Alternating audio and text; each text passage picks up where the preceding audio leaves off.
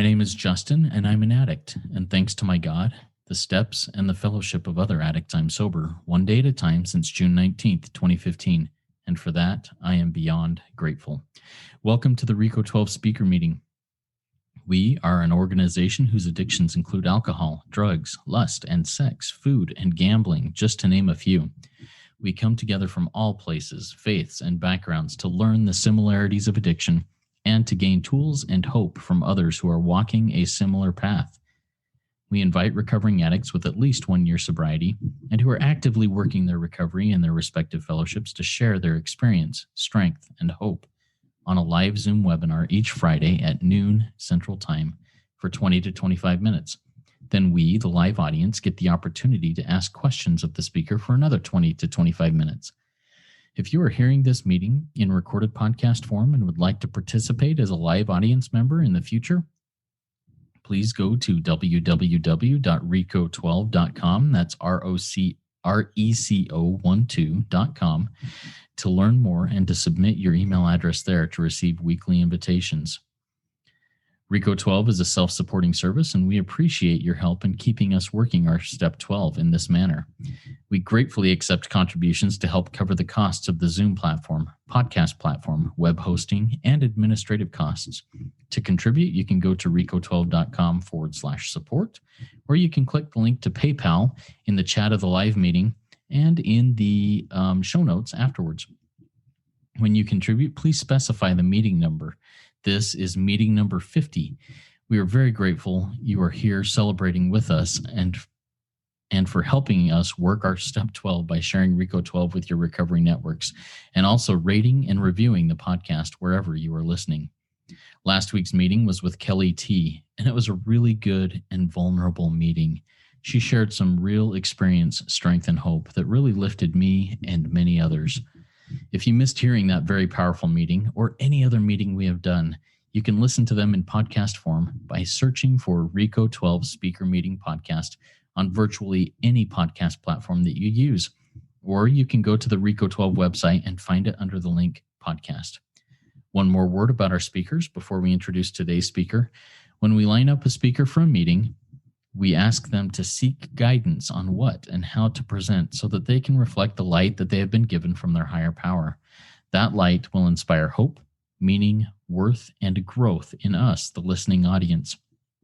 Now, let's introduce our guest speaker for today, Jackie C., whose topic will be dynamic recovery, changes in recovery. Jackie is from New England. She is a sex love addict and anorexic, growing in recovery one day at a time. Jackie's been in the 12-step experience since the 1990s, finding herself and her God, her higher power, in CoDA, Al-Anon, SCA, DA, BDA, and SLAA. For the past 5.5 years, SLAA has been her 12-step community. The past 8 months or so, her delving into the big book of AA as an overall compulsive problem thinker has hugely influenced her present recovery and experience. Take it away, Jackie. The floor is yours.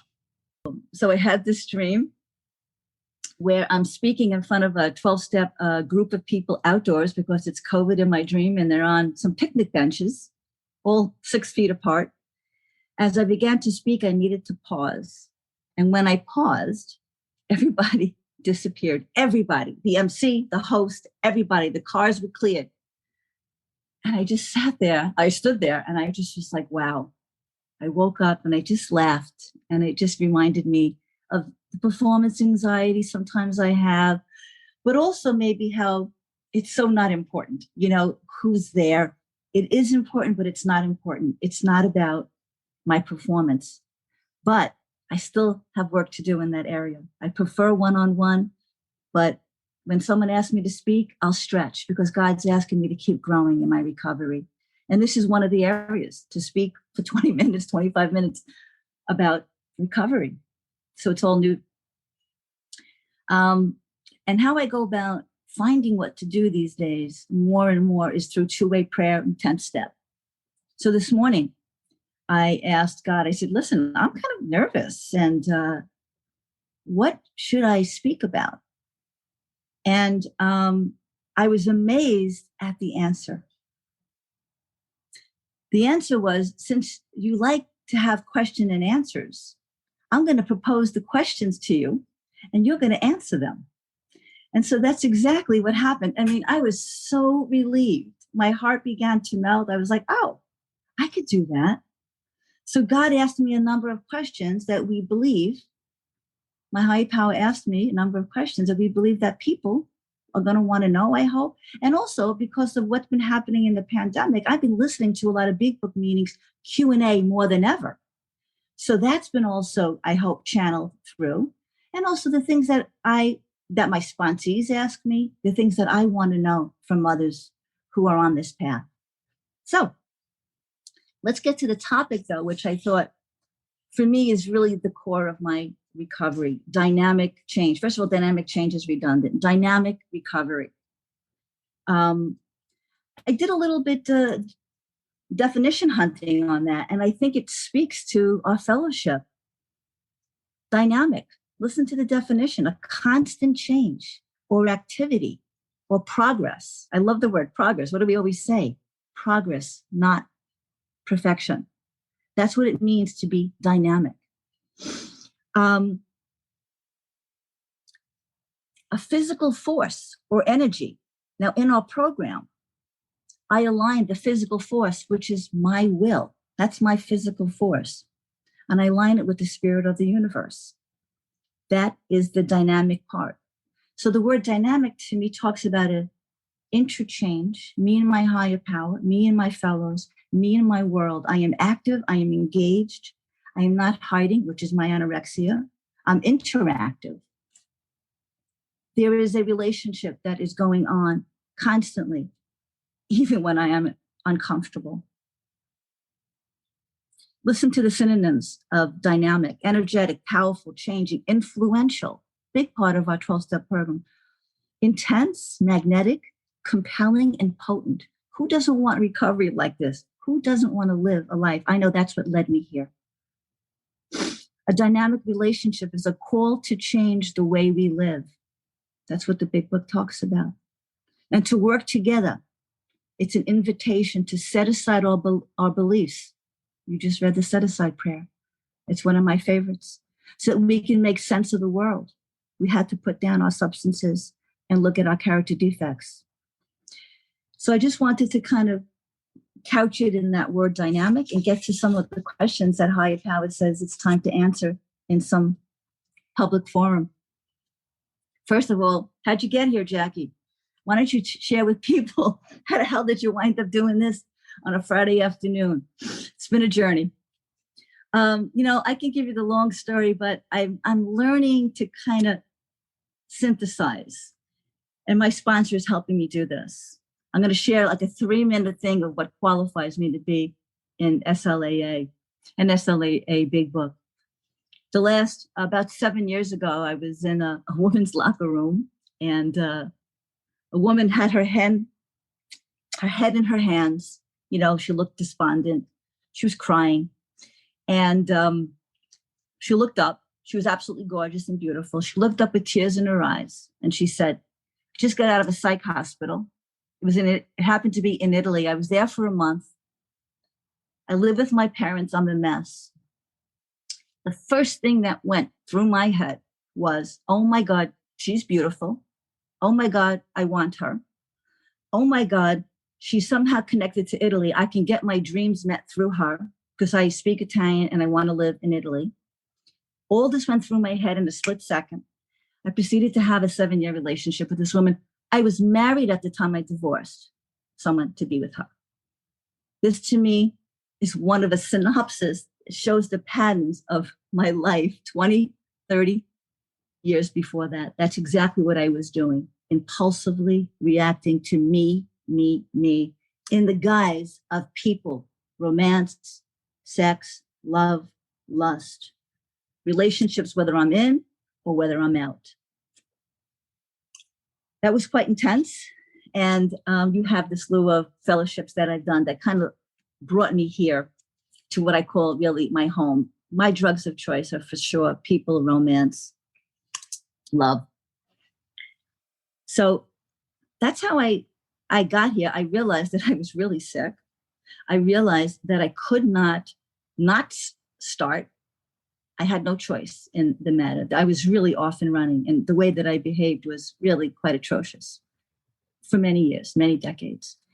But I also couldn't stay stopped. Even in the regular SLAA rooms, I could not stay stopped. I did okay. I got better. Don't get me wrong. I mean, I really learned so much in the fellowship, but I needed more. I needed a spiritual awakening, which was the next question that God asked me. So what helped? How do you stay stopped? How do you not start? Well, to me, I simply look at the steps as literally steps leading to a higher power. Now, probably everything I'm going to say has been said before. I'm not unique. And that's okay. We need to keep hearing the message over and over again, repetitively. This is the way it works. This is the way it's worked for me. So what's helped was I did the steps. Now, when I couldn't stay stopped, the fellowship held me up. The fellowship held me up to be able to do the steps. I have sponsees that are constantly struggling, and that's a hard thing for me. So when I couldn't stay stopped, I had people in the fellowship just stick with me. You guys in the 12-step community just said, stick with it. Don't give up. Stick around, till the miracle happens. All those beautiful sayings I began to listen to. Even when I didn't believe it, I did it anyway. What really, really, really, I think gets all of us here is what else? Pain and suffering. We've had enough. I had enough. Enough embarrassment, enough living unhappily, enough feeling disconnected from my fellows, enough loneliness, enough selfishness, enough feeling as if the world owed me something, unforgiving. And it just led to really a life of some alienation. Now, did I look like that on the outside? No. I presented very well. The hardest thing for me was to be really honest, So what helped? People continually telling me over again, just stick with it. I kept having to change. I changed sponsors. I changed fellowships for many years until I found what I really, really needed. And I kept doing the steps over and over again. And what do I do now? God says, so what do you do now? I do the two-way prayer. I do the 10th, 11th, and 12th step on a daily basis, which really is steps 1 through 12, 1 through 9, over and over again.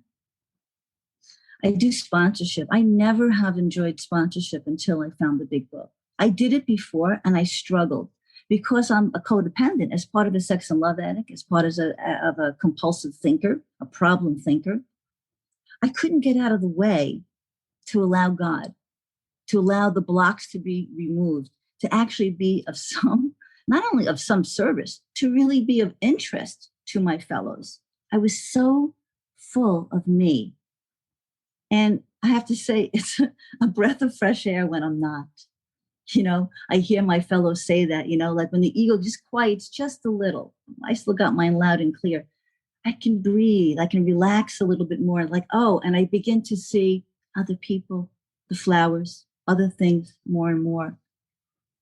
So what I do now is I stay really, really vigilant to the instructions in the big book, to the steps. And I do two-way prayer as if my life depended on it, because it does. I constantly am asking God, what should I say? What should I do? What should I think? When should I be quiet?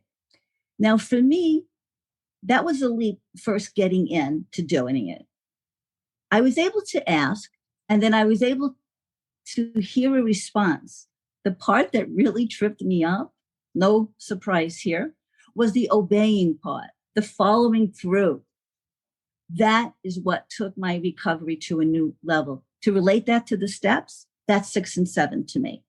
That's the action to stop doing what I'm used to doing, start doing what I know, start doing what I don't want to do, and stop doing just what I want to do. the action. And so I kind of have melded the two together. I'm sure many of you heard of Father Bill W., who does two-way prayer.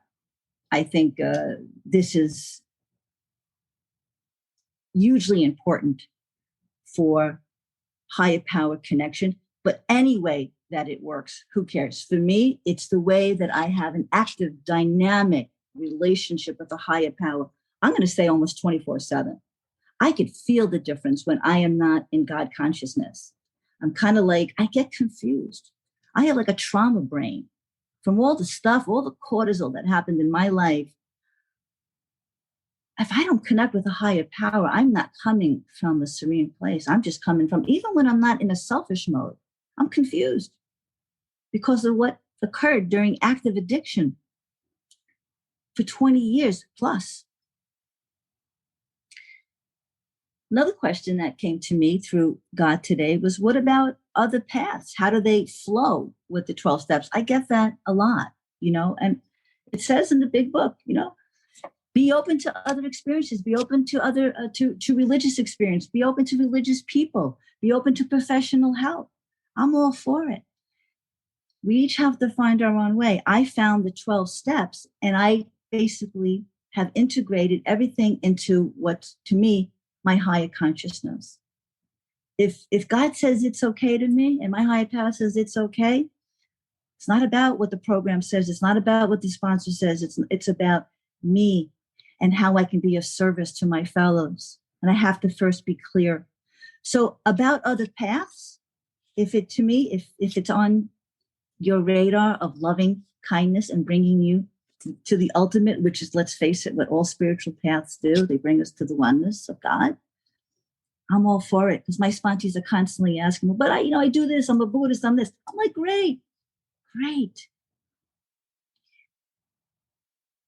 Why keep changing was another question. How do you keep changing in recovery, and why is it so important?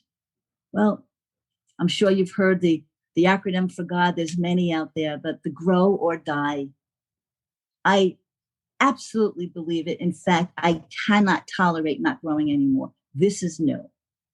I actually suffer. My tolerance for pain has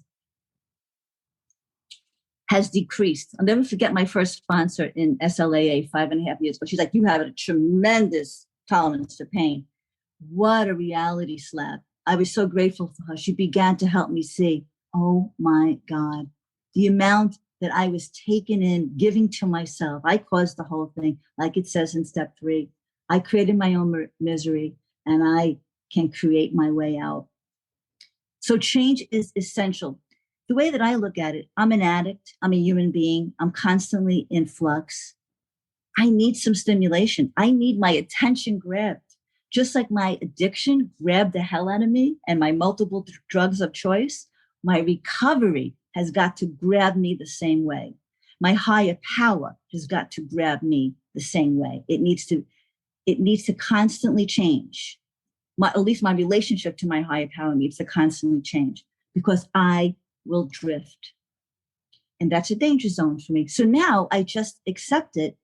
And I use expressions and I try to live. I feel it. I live more on the edge, more trusting, more not knowing. I live more in uncertainty. As an addict, I couldn't do it. I was holding on tight, even though I acted really cool and, savoir faire and laissez-faire and everything is fine. It was full of crap. It was not. I was white knuckling life at every cost. However, I wasn't honest about it. So change is essential. And that to me comes from tapping in and being vulnerable and being honest.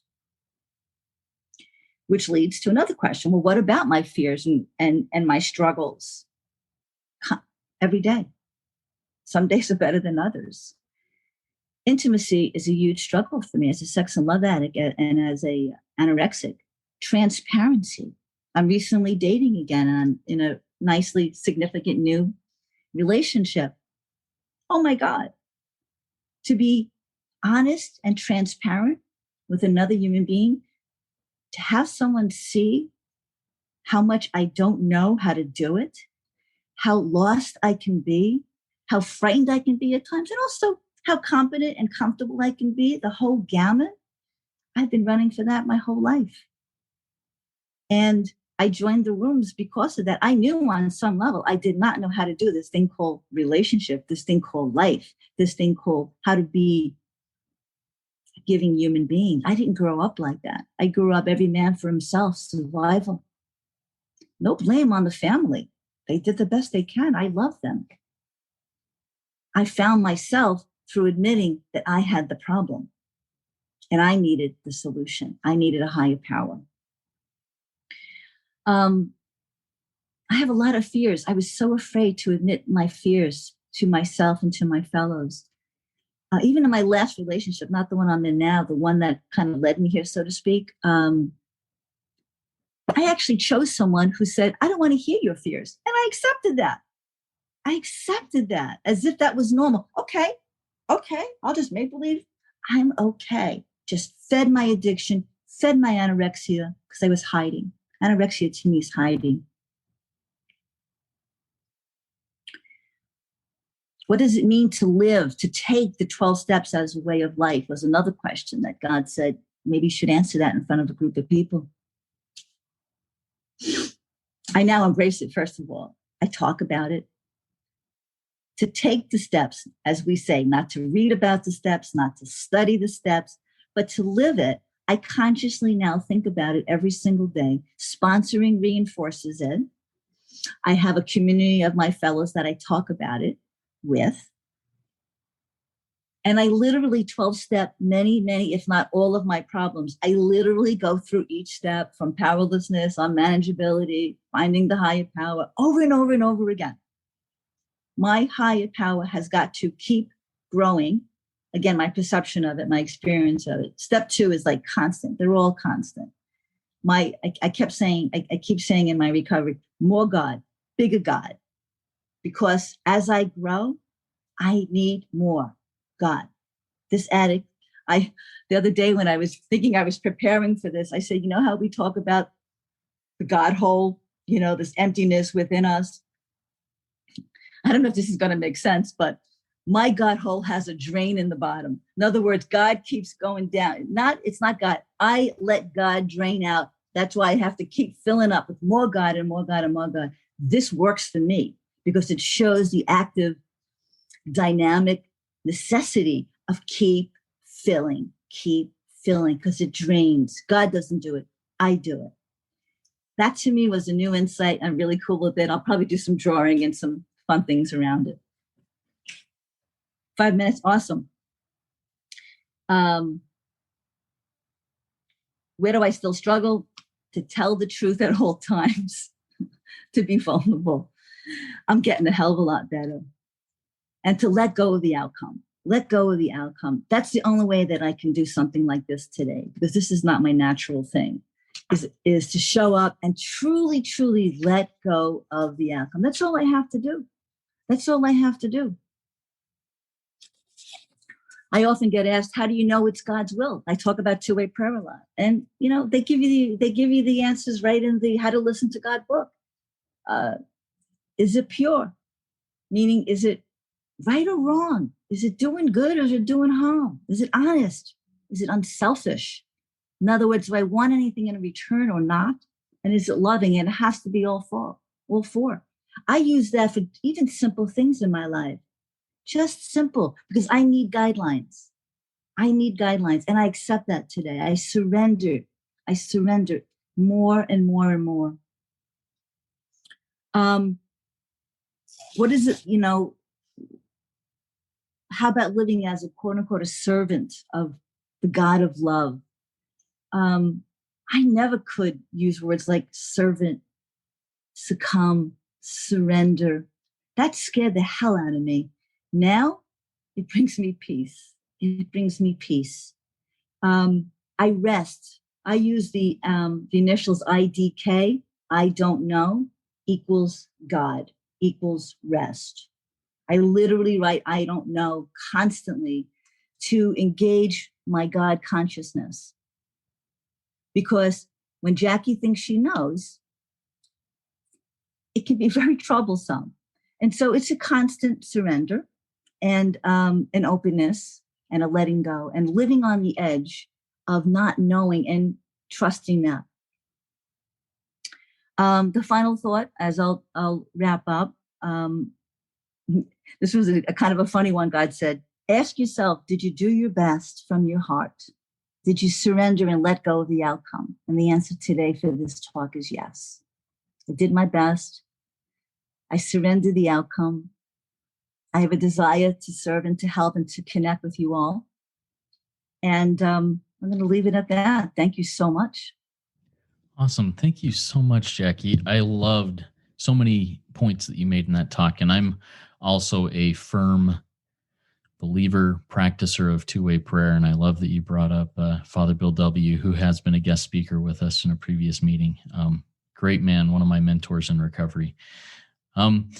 Before we move on to the Q&A section, and a reminder to our live audience, if you have questions for Jackie, please type them in the Q&A link at the bottom of your Zoom window. Looks like two speech bubbles on top of each other.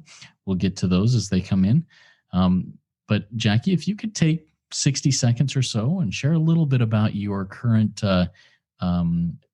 recovery fellowship and how it helps you in your daily life. Absolutely. I mentioned SLAA Big Book. It comes out of originally from Toronto. And basically, it just kickstarted my recovery because we replace drinking out of the AA Big Book with thinking, compulsive thinking, problematic thinking, sex and love addiction, codependency, whatever you prefer. But the core of the addiction is the thinking, how I think about myself, others, and God. And that fellowship has grown. It started with one meeting on a Wednesday evening. It's now, I believe, every single night of the week, every single day you can catch an SLAA or codependent, or even now some kind of Al-Anon, if you will, substitution through the Big Book. This fellowship has been tremendous. And how I use it is I attend my meetings. I sponsor through the Big Book sponsorship, which I think your first speaker, Cameron, does on the fourth Sunday of every month or the last Sunday of every month. I sponsor through the Big Book sponsorship, which is also out of Toronto. And it's just taken my recovery really to God consciousness. That's the core. I hope that answers your question. Absolutely. Thank you, Jackie. Really appreciate that. And yeah, like you said, Cameron's also been a guest speaker here, and he's had a great influence in my own recovery and my own God consciousness, my own awakening to my higher power. All right. It's now time for our guest speaker to answer your questions and any questions that I've written down here. A reminder, type it in the Q&A link. We'll get to them as many as we can in the next 20 or so minutes. All right. So first of all, you shared a lot about two-way prayer, Jackie, and I love it. What does that process look like to you? How do you get into two-way prayer? What do you do during two-way prayer? And then how do you act on that? Love it. Love it. I do it every morning.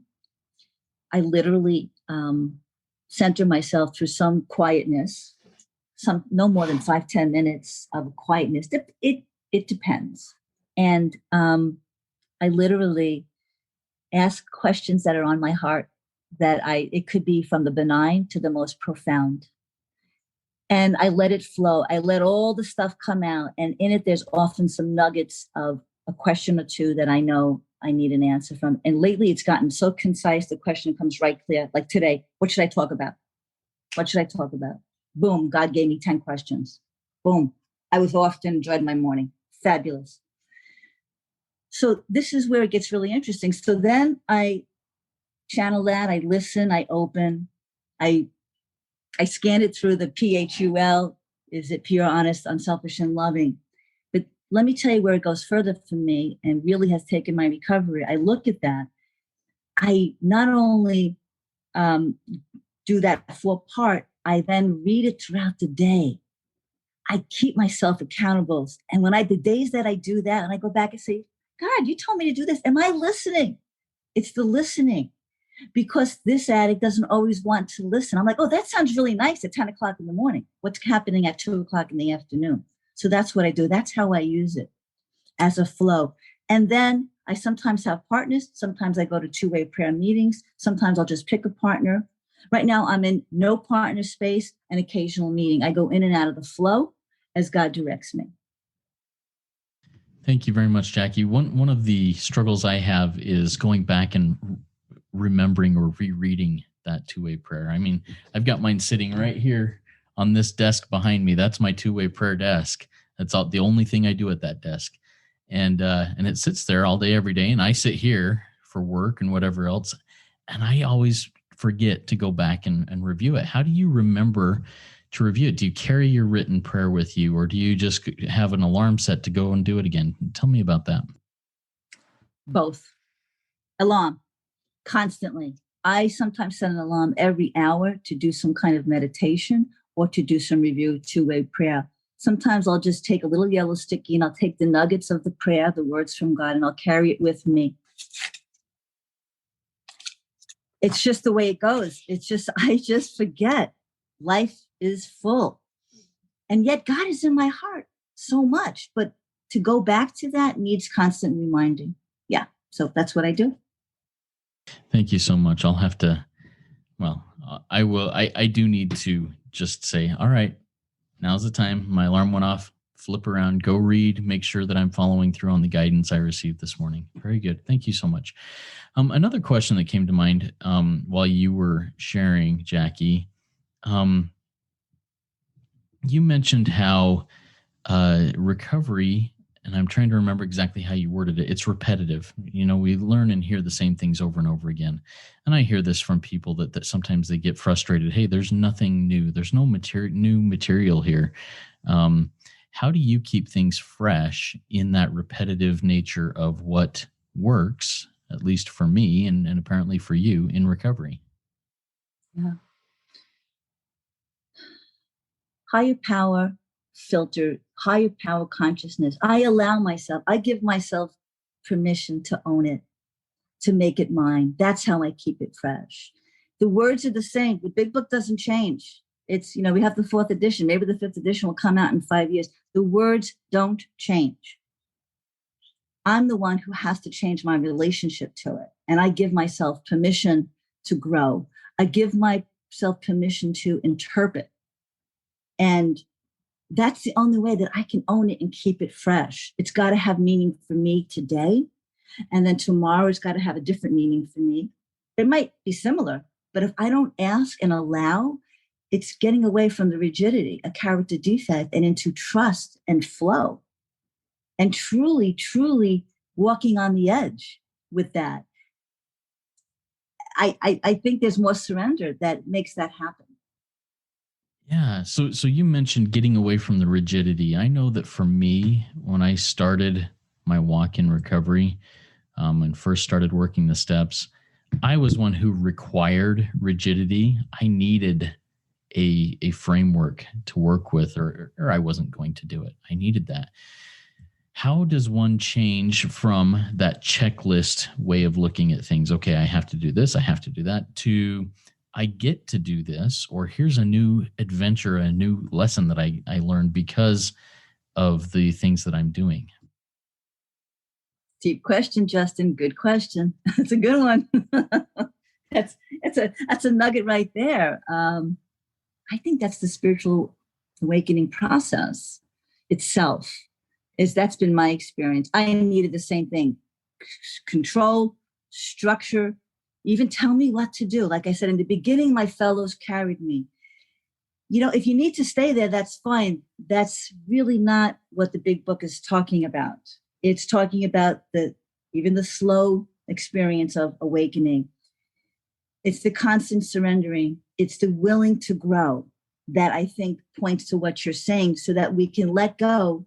If we're admitting that that's a character defect, I had to admit I'm tied. Oh my God, if I miss a meeting, I'm a mess. Okay, there's a time when that's true. But if it is, if I'm not checking it out with my higher power, is this really how my higher power wants me to live today?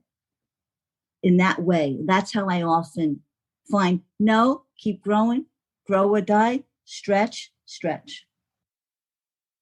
Yeah, I also see that as a bit of the spiritual awakening, or the rocketing into the fourth dimension, I think is how it's worded, a whole new plane of understanding. Do you see, and this is going to be kind of it's a question I ask my sponsees a few times as they're coming through the steps, to define the terms abstinence, sobriety, recovery, and healing. Do you see a big difference in those terms? And if so, what do they mean to you today?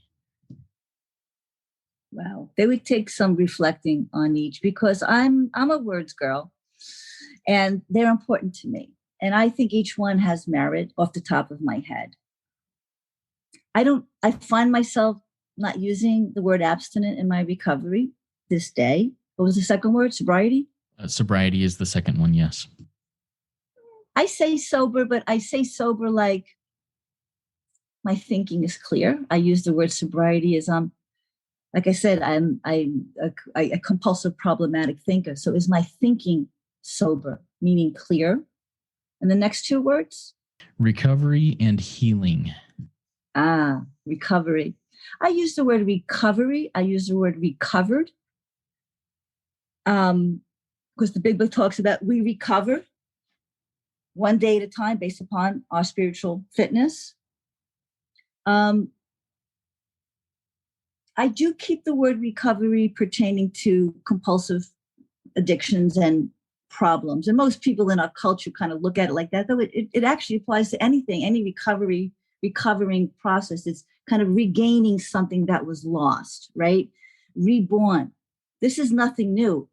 The 12 steps are an unlearning and a unblocking to a higher consciousness. So it's recovering the original state, to me, a reborn, that I look at that word. And a healing, that is healing in and of itself. To be recovered is a healing experience. I use the words like that, or that's how I might use the word healing, but in context, I might change it up. I hope that helps. Yeah, thank you for that. I appreciate your perspective on that. Were there any questions that your higher power gave you this morning in two-way prayer that you were not able to get to? Because if there were, I think those are more important than any other question. Let's see. That's a great question. I love it. Giving ode to, one was describe higher power, because I get that oftentimes from sponsees. A lot of us, especially when we're new, we're like, the higher power, what are you talking about? The G word. And so hopefully if there's a newcomer, and I'm sure, and I'm hoping that there is, my higher power, it's all mine. That's first that comes to my mind. It's personal and unique, and yet I get to share it. Because to give is to receive, one of the spiritual laws that I now practice and see. Is that true? Is that true? God says, keep sharing me and see what happens. Keep sharing me.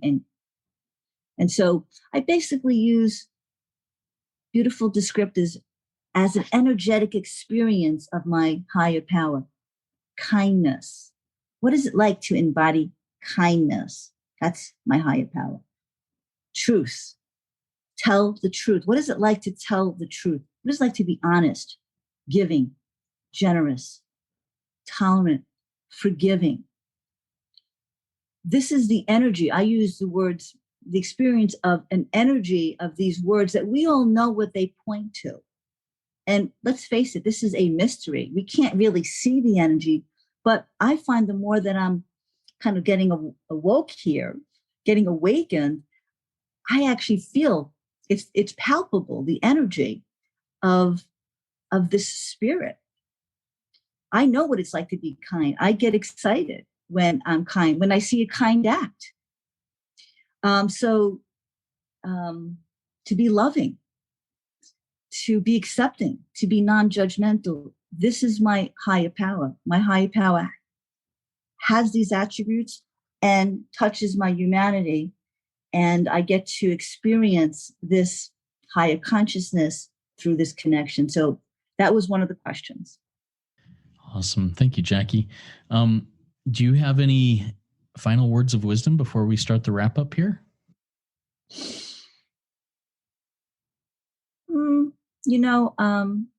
I really don't. I've shared a lot. I'm grateful for your work, and I just wish everyone really a blessed day. God is in the now. Higher power is in the now. I've learned that through a lot of pain and suffering, even in my recovered state, I still want to reach. I still want to reach for tomorrow. And I'm a human being. It's fine. But the practice is constantly to walk on the sacred ground in this moment. I find that it's the only place that I can find my higher power. And it's not just words. It has to be experienced and felt. I'm going to leave it on that. Thank you so much, Jackie. I really appreciate your time, your experience, your strength, and your hope, and your witness about how you have been delivered one day at a time by your higher power from really the chains of addiction. A beautiful story. Thank you. That was a great RICO 12 weekly speaker meeting for all addicts and those wanting to learn more about addiction and the recovery therefrom. If we didn't get to your question, or if you have other questions, please go to rico12.com/forum and join in our community there and ask those questions and answer others' questions that will come up. I invite the audience to come back next week. If you have not yet gone to rico12.com and submitted your email address, now remember you only need to do that once, please get in on the invitation list so that you can join us live each Friday at noon Central Time. Next week, we will be hearing from Arlena A., who is an alcoholic with over 20 years recovery and sobriety, and her topic will be how to make new sober friends. I think that's a pretty cool one because oftentimes we addicts seem to congregate with others who live and think just like we do, and we can't find a way out. And once we start recovery, I know for me, I need to find people who are healthy to help me continue in that path. All right, now let's launch off into the rest of our day with the set-aside prayer that Jackie suggested, and she asked that I would be the voice in this. And so here we go. Higher power, God of our understanding, thank you for this new experience. And may I remain open to the newness of you as you are. May I continue to set aside everything I think I know and learn so that I may remain open as the vessel you intended me to be. It is with that openness I can be of loving support to my fellows, myself, and keep serving you. Amen. Thank you so much, Jackie. Keep coming back, everybody. It works when I work it. So work it. You are worth it.